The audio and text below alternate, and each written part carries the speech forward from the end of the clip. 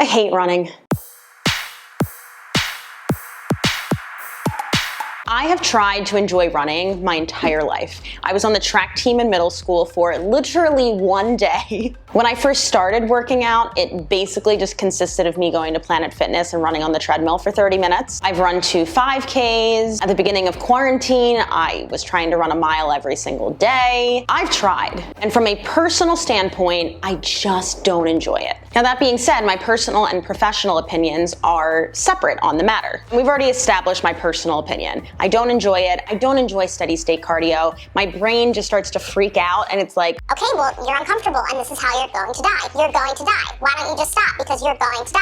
It's literally what my brain tells me when I'm doing any type of running. And that's why you'll hear me say all the time that my preferred type of cardio is dancing or just walking. Now on the flip side, we have my professional beliefs. So remember, this is just my opinion, but based off of my experience and my education, I personally do not believe that most people need to or should be running. There's a few reasons for this. Number one, most people, when they come to me with a certain goal, running is not the thing that is going to get them there. Most people actually just need to pick up something that weighs more than 10 pounds. Number two, people don't move very well. If you watch people walk around, they don't have very good mechanics. You see pronated feet, knock knees, hunchbacks, pelvic tilts. So if someone already doesn't walk well, why are we going to increase the intensity and think they're gonna run well? Personally, it just doesn't make sense to me. And that might be a really reductive way of thinking about it, but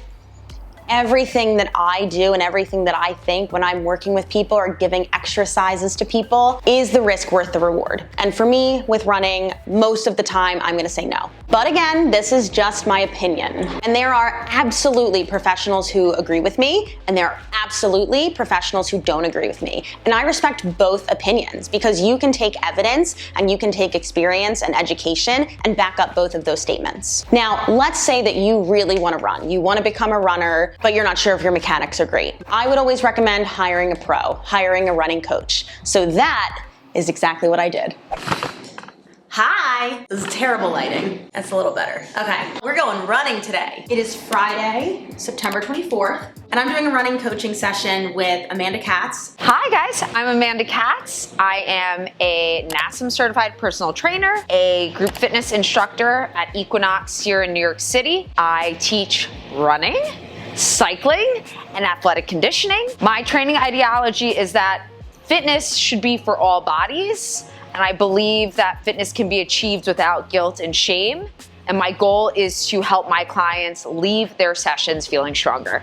So I'm very excited to see what she has in store for me today. As I've already talked about in the video, we know my opinions on running. I also know though that I do not run correctly. So I'm very excited to get some tips, some pointers on ways to improve my form. And then hopefully she's gonna give you guys some tips to help improve yours as well. So I'm gonna finish looking like a human and then we're gonna head into Manhattan. Let's go.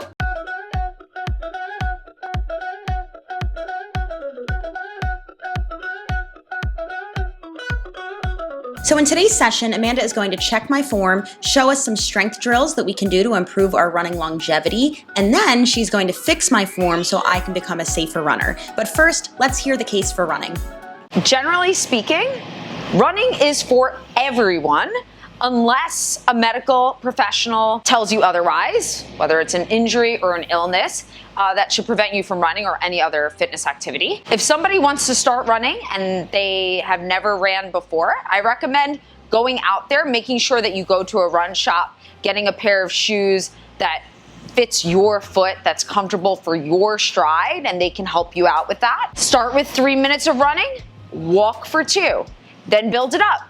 5 minutes of running, walk for 1. It'll take some time, but you will get to a place where you will feel good running. Not everyone needs to run a half marathon. Not everyone needs to run a marathon. I think getting out there and putting in the time for you is what's most important. I also want to note that running is not for everyone. I have clients who say to me, I've tried. I really do not enjoy it.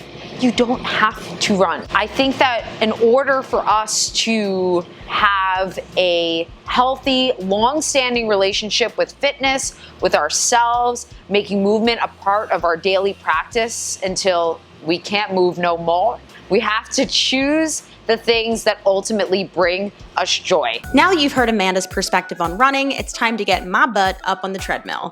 Let me tell you all, I was nervous as hell. For like a nice... You're going for an easy jog. So my girl here is going for an easy jog.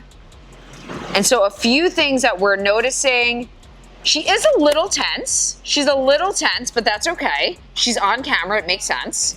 I'm also a tense person. Oh, there she goes. She's a tense person. We're cut from the same cloth then. Okay, let's just... All right, so right off the bat, I'm noticing that your hands, your upper body, it's a little tense, right? So we want to think about driving the arms forward, right? And sometimes what I even do with my clients is have them turn their palms towards the ceiling and open up, right? Perfect. You like to run on your toes. Yep. That's what your body likes, and that's okay. So that means you consciously need to consider pushing off the back of your foot more. Good. And you can just relax your hands like you're holding loose eggs. That forward motion, gaze is up, shoulders are back, you're breathing. Okay, you can stop whenever you're ready. Maybe you want to keep going. No. But I love that. I love that. Okay. Yeah. So you can see that there's a little tension in your upper body. We're a little stiff, right? And so wherever your arms go, your legs are going to follow. So when your arms want to drive forward more, your hips are going to open up more, which means it's going to cause less pain trickling down, hip, knee, ankle, foot. The other thing is that I did notice, you see how you're crossing the midline a little bit? Forward and back, elbows forward and back. Which is, and then once you turned your palms up, it changed. Yeah. Because your chest expanded. Okay, so that's what I noticed there. And lastly, frankly, your lower body looks great. The only thing that we spoke about this, your foot strikes toe first. Yeah. And so just being conscious of pushing off the back of your foot more as you're running. So your legs should stay in a bent position. Then Amanda took me through a few exercises that can be done to help complement your running both after your run or on separate days as cross training. Let's go over some exercises we can do after our runs. Let's start there. So these 3 exercises are great post-run and are going to look more like the typical activation and mobility drills that you might be familiar with. Amanda explained that these are incredibly important to make sure that your posterior chain, aka your glutes and hamstrings, are strong and engaged. And also the importance of hip mobility. Remember that mobility refers to strength through a joint's full range of motion, and running requires a lot of strength through that hip socket to avoid injury. So we focused on drills like Elvis knees, squats, and lateral walks. So we spoke about squats, right? We did squats, and so I would definitely prescribe squats into our cross training. I would also recommend deadlifts. Why are we doing deadlifts? Because deadlifts strengthen areas of our body that are helpful when we are running and keep us running longer, stronger, faster, etc., etc. I also recommend the crossover or curtsy lunge, as some people like to refer to it as, right? I like the curtsy lunge for runners because it hits the outer portion of our glute or your booty, and this is often a place that we neglect. And because we know our glutes are the strongest muscles in our body, the biggest muscles in our body, we want to make sure that we're hitting all parts in our strength training so that our runs feel more powerful. And I also really like, we love a split squat. And this also helps us, right? We speak about when we're running, puffing out our chests a bit more. Now, after all of that work, Amanda put me back on the treadmill so we could apply some adjustments to my form one final time. All right, so we're checking in on the form. So a couple of things we spoke about, right? That arm drive, leading with our chest, chin up, right? Gaze is up and over the treadmill. Right, and so perfect. So I'm noticing here that we want to think about our knee lift, right? So our knee lift is going to give us more power in our stride.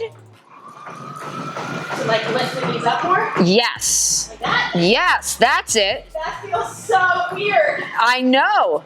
That's because you've never done it before. butt kicks. Well, we want our hamstrings to know that they're a part of this party. Holy shit, this feels completely different. I mean, you're gonna use this video on your Instagram as your next Nike campaign because I think that unbelievable. This is unbelievable. Look how much this improved just from those little things. And that push off the back of the foot looks so good. Looks so good. Knees up. Yep. There you go. She's done. So as you can see, I was incredibly pumped to have Amanda give me some simple cueing and literally make me look like I have been running for years. The difference here is kind of insane in just one session. Now, I'll be sure to link all of Amanda's information down below if you're in the New York City area and want to book a session with her. All right, so after hearing everything, I want to know what your opinion is down below. Let me know which side you sway to, if you're like clearly black and white one side or the other. And always remember, if you enjoy something and it keeps you consistent and it gets you closer to your goals, that's the thing you should do. And if that's running, that is awesome. Any questions, leave them down below. Hit that subscribe button and I'll see you guys in the next one.